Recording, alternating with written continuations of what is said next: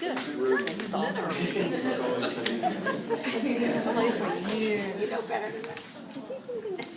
I'm not sure. All right, so Wow.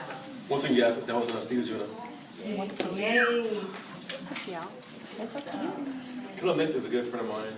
She's been with the show for a long time. She's, I don't know, it's awesome that she comes out here all the time and shares her talent with our community, with our fellow artists and creative sites. So I thank her very much for that. All right, coming up next is Laura Benoit.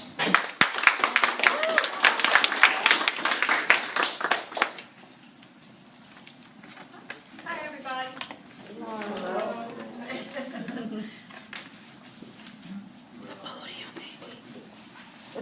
Hello. That's good.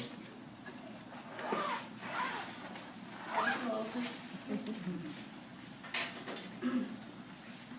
Is it on? Testing? Yeah. Okay. So how's everybody doing tonight? Great. I hope y'all had a very Merry Christmas. Yes. Awesome. Thank you, Moses. I've got 3 poems that I just recently wrote, so they're all new. The first one's called Keep the Faith. The devil is filled with negativity, trying to keep us in one place, filling our hearts with such animosity and putting fear to fill that space. He doesn't want us to be happy. He doesn't want us to be strong. He feeds us his lies and deceit. This in turn causes us to do wrong. With God we have comfort and peace, and the Lord satisfies us with good. So the devil is feeding us wrong opinions, doing whatever damage that he could. He has no power or authority over us. It is only if we let him take control. So keep the faith and do not doubt. Let love enter and feed your soul. Awesome. Thank you. Thank you. This is something that I've had come in my life that I've felt, and sometimes it gets better and sometimes it just gets worse, but I think we all go through this in our lives at different times, you know, like around holidays or something like that. And it's called My Scars. There is a hell for okay, start all over. Sorry. There is a hell, for I have actually seen it. It lives inside my head and deep inside of me. The devil replays a bitter past like a broken record.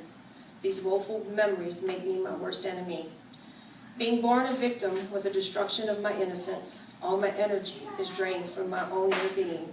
My scars speak louder than any knife that made them. The monsters I've encountered and faced are so deceiving. This war is raging inside of me, fighting so strong. I will not apologize for who I have become. Since these ghosts and monsters made me who I am, I've become perfectly flawed, battling not to be a victim. The monsters we can't see are the hardest to fight. We hurt ourselves trying to kill this beast inside. And since they live inside of us, haunting our very souls, like ghosts that hold on, not realizing we have died.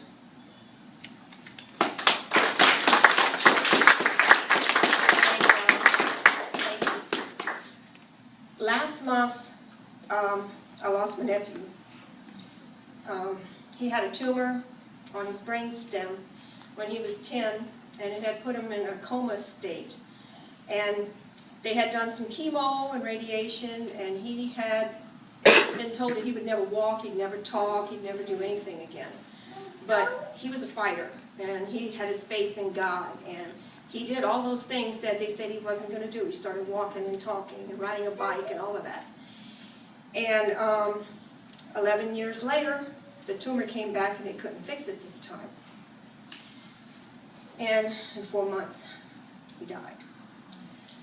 So my last show wasn't really my normal self, but I got up here and read it anyway, you know, the poems. And this one here I dedicated to him. And it's called Robert.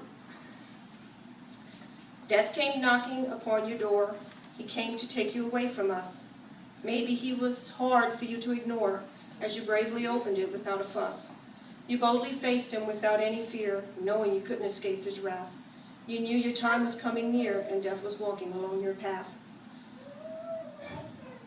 You would always put up that good fight, but now your fight is no longer there. You and death walked toward the light, leaving all of us here in much despair. You just graciously accepted your fate, embracing it and asking us not to weep. Knowing it was the path you had to take, you slowly fell into an eternal sleep.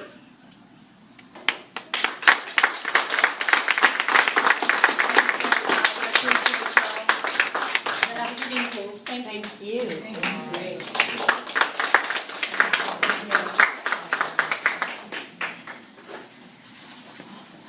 Guess once again, now it's Laura Benoit.